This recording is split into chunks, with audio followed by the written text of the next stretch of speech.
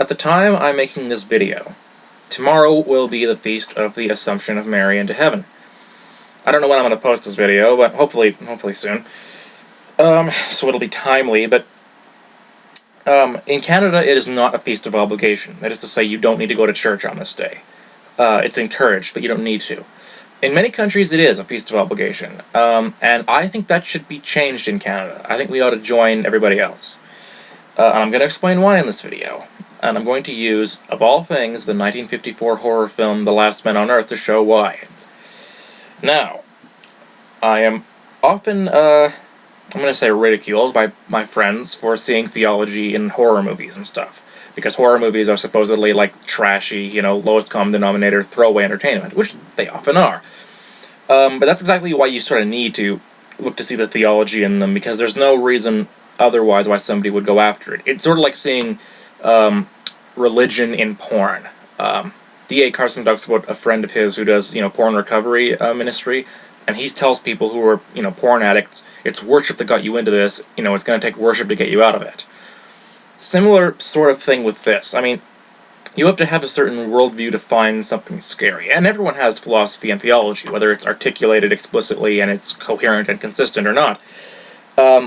And it's going to be reflected, if not in your, if you're not going to be able to explain it, it'll at least come out in your sense of life, to use Ayn Rand's colorful little phrase.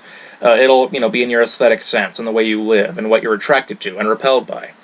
And what you find scary, I think, is almost as revealing of your philosophy as what you find beautiful.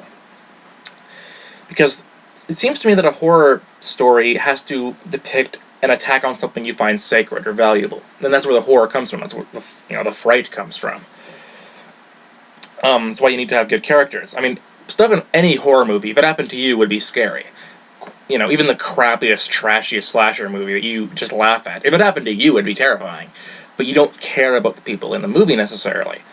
And that's the thing about horror. It has to appeal to something that you find scary. I think it's one of the reasons why nowadays it's so hard to scare people, as Monsters, Inc. showed. Because we find so few things kind of sacred or important anymore. This is why I think, in religion, it opens up a whole world of stuff that can be attacked, I think that's why Alfred Hitchcock, there's a famous story where he was asked, what's the scariest thing you've ever seen? And he looked out the window of the car, I guess he was in, and there was a priest talking to a little boy, and he said, that's the scariest thing I've ever seen. Now, nowadays, that would take on a new connotation.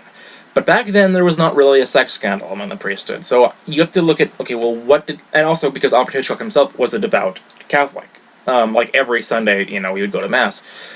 So, what is he talking about? I think what he's saying is that believing in this stuff makes the world scarier. It makes it more wonderful, but by virtue of that makes it scarier. And also, Father Andrew Greeley, said in some interview somewhere that he told Stephen King once that all his novels are basically religious, which he agreed with. Okay, point here being, a horror film will kind of take the temperature of a society. If it's scary, if it scares people, it shows what they still find important and sacred. You're with me on that? Alright, cool. The Last Man on Earth, 1954 horror film. One of 3 cinematic adaptations of the novel I Am Legend by Richard Matheson, who I consider a bit like Descartes. Wrote an awesome book that screwed it over for everybody else. Because he invented the scientific vampire zombie story, so that it wasn't religious anymore, and it's a great book, but it kind of yielded this. Twilight is the, bastard great-grandson of that, I think. Anyways, Cinephiles is a really good discussion of it. There's one thing I want to critique about it, just from an aesthetic thing. It has nothing to do with the philosophy of the movie, per se, but it's my video, and I'm going to do whatever I want. At one point, this exchange occurs. But I enjoyed the film, but it's what you guys mentioned before. I think the thing that took me out of the movie were the budget issues, and also since he can, in one scene, he's running back to his house from, I forget where it was, but he's practically running through the zombies, just pushing them out of his way. So I didn't really feel like that was much of a major threat if he can just manhandle them and get them out of his way. And I guess the way they showed his house boarded up, it seems so easy to break into. That I agree with you. But yeah, no. Okay, here's the thing. They mentioned that in the movie. In this clip right here. You seem used to them. Oh, as much as anybody could be. I'm not frightened of them anymore, if that's what you mean. Oh, I protect myself against them, but only because there's so many. Individually, they're weak, mentally incompetent, like animals after a long famine. If they weren't, they surely would have found a way of breaking in here a long time ago. So not only is the movie aware of this, but you could also level the same criticism against Night of the Living Dead. You know, that the zombies are not very intimidating because they're stupid, and, you know, the house is just boarded up and that wouldn't be effective enough protection. The difference is that movie's a lot better directed by a great genius named George Romero, who's a lapsed Catholic who talks about being afraid of hell when he was a little kid. Just, you know, to attenuate that point a little bit. But anyways, so it's not, it is scary, but it just needs to be depicted well, in my opinion. Now, as far as this video is concerned, let's get to the point. The plot of this movie, if for some reason you didn't know, it has to do with zombies coming back, as I've just acknowledged. And in the movie, there's an official pronouncement that anyone who dies has to be burned right away because otherwise they will come back as a zombie and try to kill you. And Vincent Price plays a scientist who's trying to, you know, find a cure for this virus that's turning everybody into a zombie or a vampire or whatever. And there's a big public reaction against this. Nobody wants to just burn bodies. And eventually, his daughter ends up dying, and his wife freaks out because she, you know, doesn't want to just burn her daughter. She wants her to get a proper burial. Eventually, she dies as well, the wife, that is to say. And finally, against his better judgment, he goes and buries his wife. But the next morning, she comes back as a zombie, and he realizes, you know, that that's what you have to do. And that's a lot of the movie's attempted horror comes from this, like, you know, these visuals of, like, it's almost like Gehenna in the Bible, this word that's used for hell, that was, you know, a garbage dump outside of Jerusalem, where everyone dumped their crap in it, and there's, like, this perpetually burning fire. There's something similar in this movie, where all these bodies are just dumped all the time. And eventually Vincent Price, when he's the last man on Earth, goes around during the day, kills vampires, and takes their corpses and throws them in as well. But it's supposed to be jarring and horrific, you know, that these bodies are being treated this way. These corpses are being treated this way. None of the other two movies, which also both have, you know, very overt religious themes, deal with this. They don't have that aspect to them. And I think it's because nowadays people don't have any reverence for the body. We are, you know, as Harold Bloom said, America's main religion is basically Gnosticism.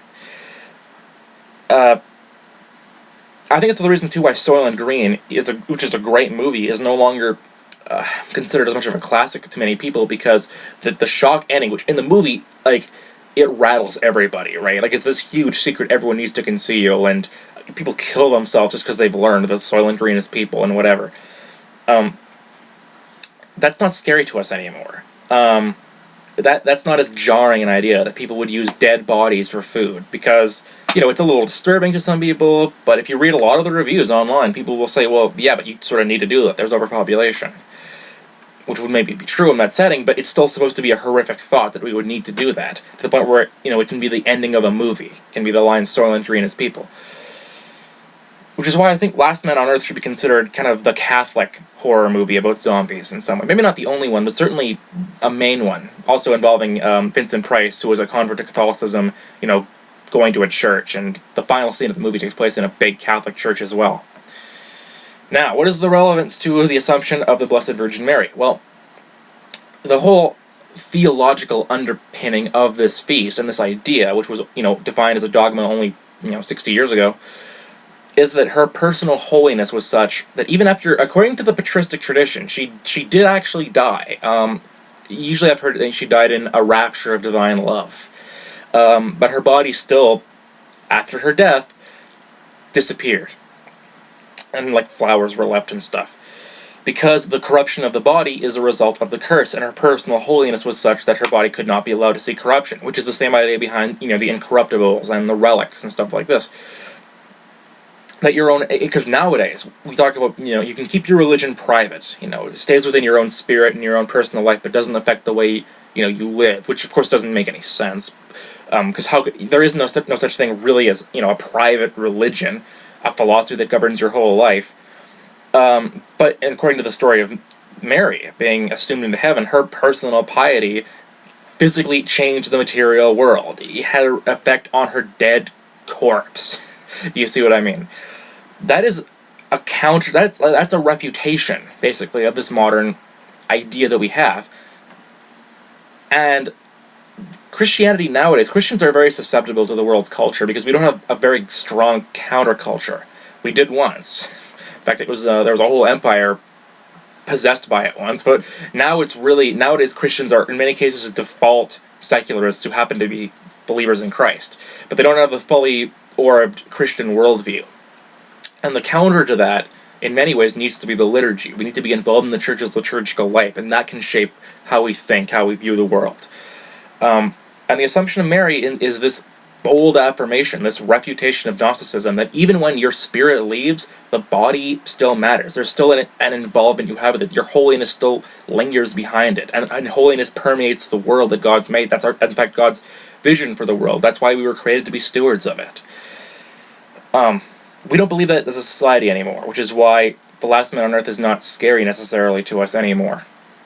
Why Soylent Green is not scary to us anymore. Which is why I think we need to reinstall this feast as a feast of obligation, because people need to have this, dominate their thinking. I'm going to end with this, clip from George Carlin just to illustrate. Hey, here's another place we could put some low-cost housing: cemeteries. There's another idea whose time has passed: saving all the dead people in one part of town. What the hell kind of a superstitious, religious, medieval bullshit idea is that? Plow these motherfuckers up, plow them into the streams and rivers of America. We need that phosphorus for farming. If we're going to recycle, let's get serious. Well, superstition and whatnot. Well, but the interesting thing is he says this earlier in that same clip. I'll tell you what they ought to do about homelessness. First thing, change the name of it. Change the name of the condition. It's not homelessness, it's houselessness. It's houses these people need. A home is an abstract idea. A home is a setting. It's a state of mind. These people need houses. Physical, tangible structures. Well, if home is just a state of mind, then why should we bother housing bodies? Well, certainly it's because the body really matters. The body is sacred. There is more involved in having a home than simply being in a certain state of mind, or else anywhere, in fact, could be a home, and we could be, we could settle for that.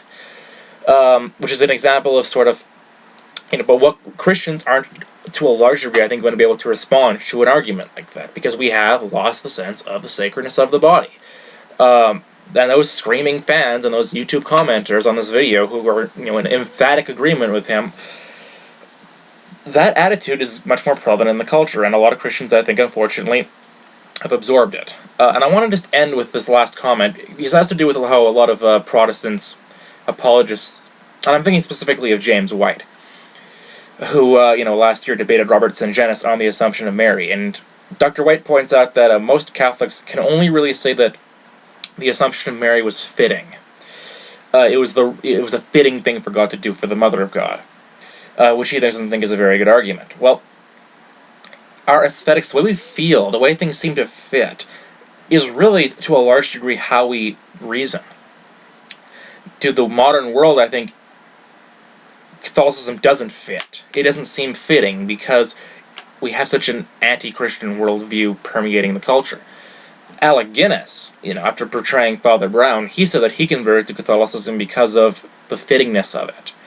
And we really need, a pre-evangelism for this culture that the gospel fits into. It shows how or better yet, how everything else fits into the gospel.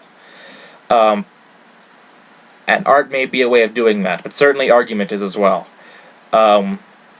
Which is a thought I guess I'll leave you with. Have a good day.